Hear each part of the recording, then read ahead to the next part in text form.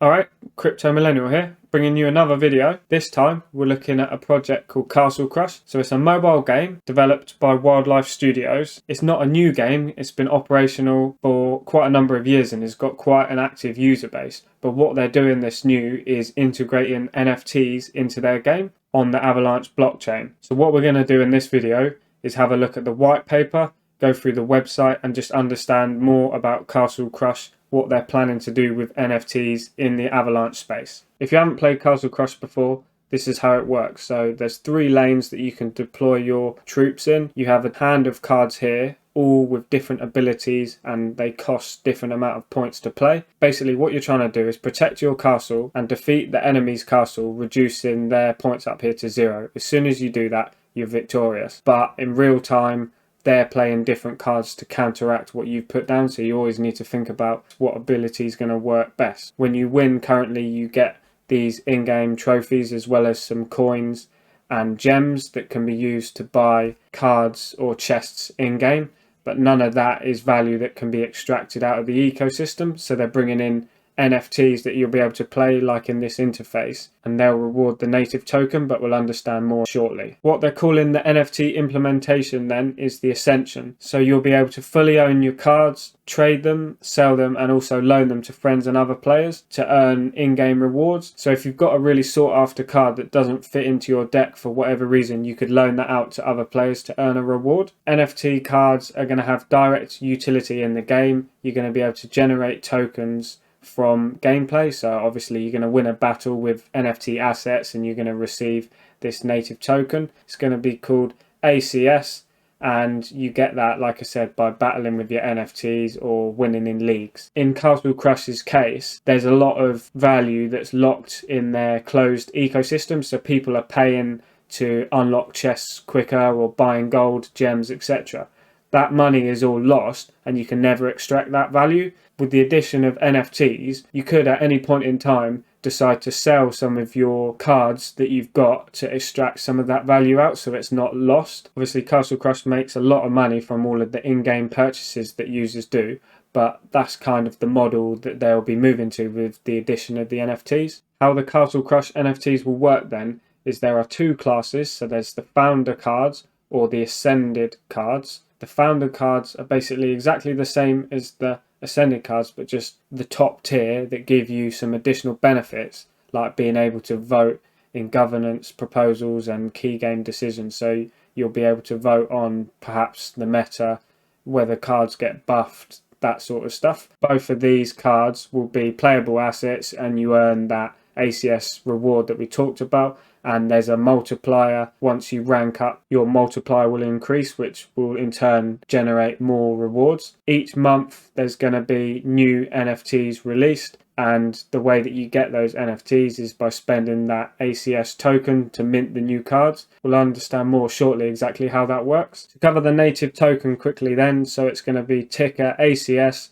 They're the Ascension crystals, and they're going to be the only token in the Castle Crush Ascension ecosystem. How we get them, we know about that. So you're playing with your NFTs, you're earning those rewards, and you're ranking in tournaments and leagues. What you can do with them is upgrade your NFTs. You can buy into tournaments, so use them for tournament buy-ins. You can purchase new NFT chests or cosmetic items, and you're going to be able to do that all through a marketplace that they're developing. So that's going to be their own marketplace where you use the native ACS token to buy all of those things. In the marketplace then you'll spend your ACS, you can purchase chests, so founders or ascended chests. You'll be able to buy, sell and trade individual cards with players, and you'll also be able to buy additional assets in the Castle Crush ecosystem. I don't believe this is the final marketplace, but right now you were able to buy ascended and founders chests, but as you can see they're now fully sold out. To quickly look at the roadmap then, we're around this May-June time frame, because I think some of the stuff in May is slightly delayed, but where we are around about now is the Ascension NFT, the minting event and the private NFT sale. So you've been able to buy those chests. In the future then you're going to be able to play these NFTs. They're going to release through chests, and then there's also going to be the token sale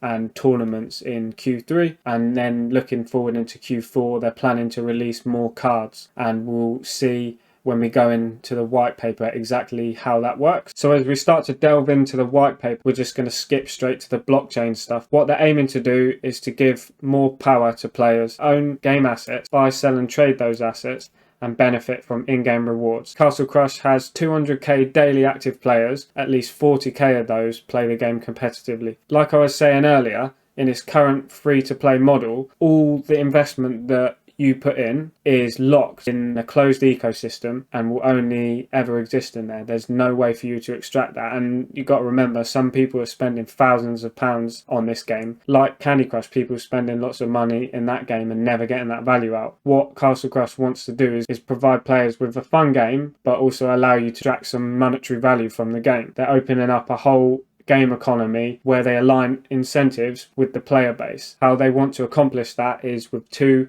new components: the addition of the NFTs, which are going to be minion or spell cards that you can use in game, and then the Ascension crystals.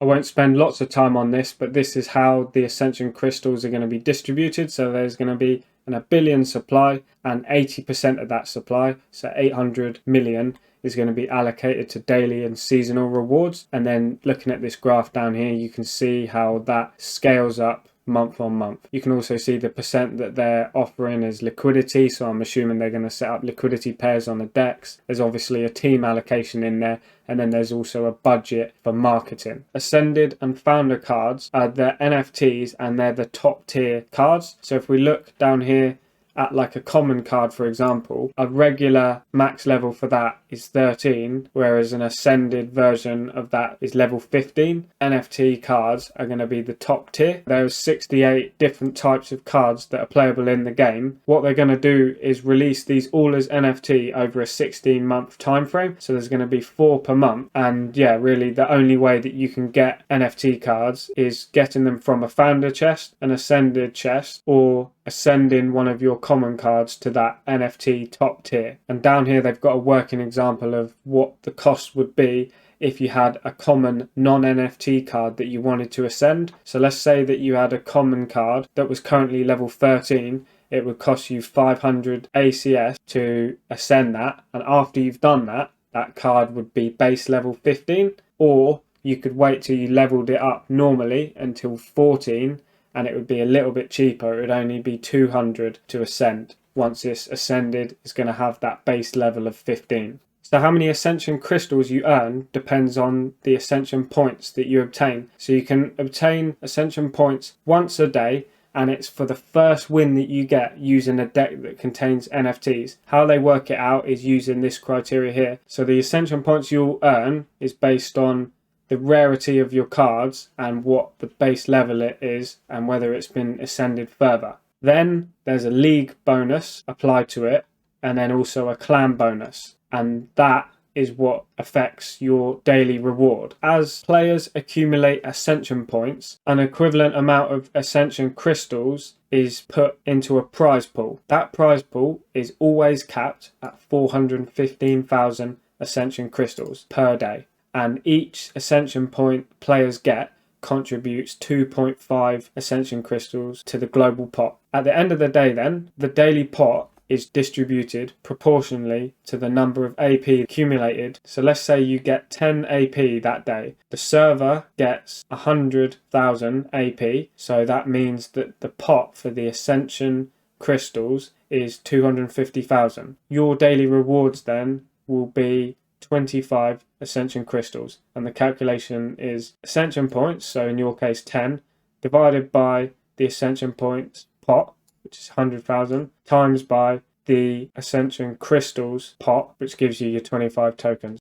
How the ascended cards release then is through chests, and each month new chests will be sold in the marketplace with a limited supply. So during the first month, first NFTs, they released 3,000 founders chests and 10,000 ascended chests. These are all now sold out, and with all the other months there's going to be a maximum of 10,000 future ascended chests. So in total there's going to be 20,000. So there's obviously going to be a lot less than 10,000 ascended chests each month, and even fewer founders chests. After that month is done, the marketplace is never going to sell those cards again. So the only way that you'd be able to get those NFT cards would be by buying it from someone on the secondary marketplace. The interesting thing here is it says that players are only going to be able to ascend cards with ascension crystals obtained during the same month. So this means that once the month's over, supply for those cards is locked. This is quite an interesting aspect really, because if only a few people ascend a card to top level, they're going to be really scarce and sought after in the secondary markets. Being a founder card holder then is the highest tier investor in the game. So firstly, you're going to be able to vote on game metas like we talked about. Secondly, the cards are going to generate significantly more ascension crystals. And then thirdly,